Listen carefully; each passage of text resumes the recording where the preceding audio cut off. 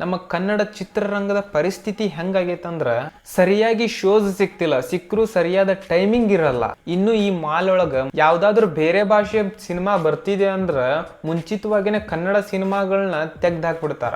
ನಮ್ಮ ಕನ್ನಡ ಸಿನಿಮಾಗಳಿಗೆ ಶೋ ಕೊಡ್ರಿ ಅಂತ ಬೇರೆ ರಾಜ್ಯ ಅಲ್ಲ, ನಮ್ಮ ರಾಜ್ಯದಲ್ಲೇ ಭಿಕ್ಷೆ ಬೇಡೋ ಪರಿಸ್ಥಿತಿ ಬಂದೈತಿ.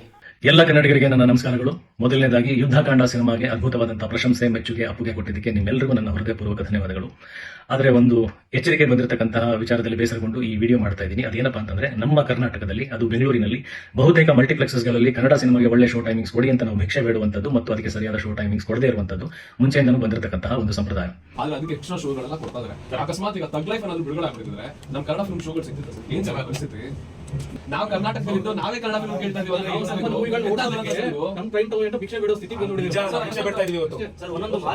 ಇನ್ನು ಬೇಜಾರಾಗೋ ವಿಷಯ ಏನಂದ್ರೆ, ನಮ್ಮ ಎಷ್ಟೋ ಕನ್ನಡಿಗರಿಗೆ ನಮ್ಮ ಕನ್ನಡ ಮಣ್ಣಿನ ಸ್ವಾತಂತ್ರ್ಯ ಹೋರಾಟಗಾರರು ಗೊತ್ತಿಲ್ಲ.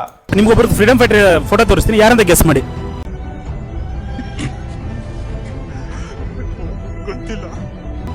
ಗೊತ್ತಿಲ್ಲ ಸರ್. ಡಿ ಬಾಸ್ ಅವರು ಇವರು ಸಿನಿಮಾ ಮಾಡಿದ್ದಾರೆ.